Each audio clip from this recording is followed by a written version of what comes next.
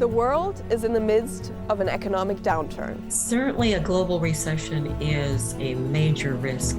Three of our biggest economic engines are sputtering, from war in Europe to a lockdown China and rising inflation. A bitter blend is hitting the world's economic powerhouses.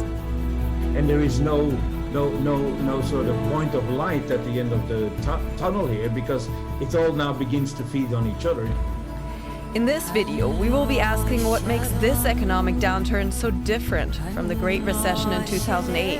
This is a recession that is unlike perhaps the financial crisis recession that was due to financial crisis, that is being felt by every single individual. Definitely for the years to come, we are going to witness a world from a Chinese perspective that we are not accustomed to. We will discover the paradoxes that make this downturn unique. So the labor market actually looks quite good, which is one of the confusing things about today's economy.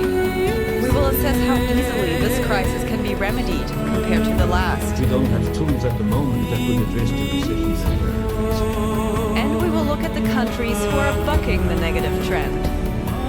That's all coming up on Business Beyond. Both the IMF and the World Bank are warning that we are edging towards global recession. But determining what counts as a recession and what doesn't can be complicated. There is no official definition. A common rule of thumb is that when an economy experiences 2 consecutive quarters of negative growth, it's in recession. But a decline in GDP isn't the only indicator. Other metrics like unemployment levels and consumer confidence also play a role. People lose their jobs, they have to cut into their savings. Unemployment can be extremely disruptive personally, not just for economic reasons, but for one's sense of well-being. For a recession to happen, many factors are at play. That's why declaring a recession is often in the hands of national organizations that analyze business cycles. Like national recessions, global ones also don't have a clear cut definition. They happen when a large number of major economies are going through an economic slump. In our globalized economy, a recession in one place spells trouble for another. Knock-on effects reverberate throughout the globe. And that's what has analysts worried right now. Certainly a global recession is a major risk, but our current forecast has what we would call a growth recession. We do not have a contraction in the global economy, but we have subpar growth with rising unemployment.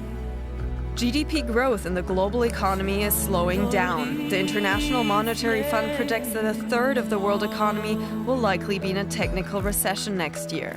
The US and Eurozone are facing an especially gloomy outlook. In the US, economic growth is declining to a fifth of its 2021 levels next year. In the Eurozone, growth is almost completely stalling. For many of us, the phrase global recession still conjures up images of publicly shamed bankers and people losing their houses. To understand the current economic downturn better, it's worth revisiting what happened in 2008 during the financial crisis.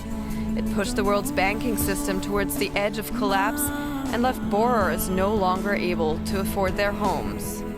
And it all started with the housing bubble in the US. A whole industry ballooned around giving people mortgages. Mortgage brokers eventually got greedy. They started giving out loans to people that didn't make enough money to pay them back. Those mortgages were combined into big packages and sold to banks. Ultimately, the inevitable happened. Borrowers couldn't pay their loans back, and the house of cards collapsed, causing a banking crisis.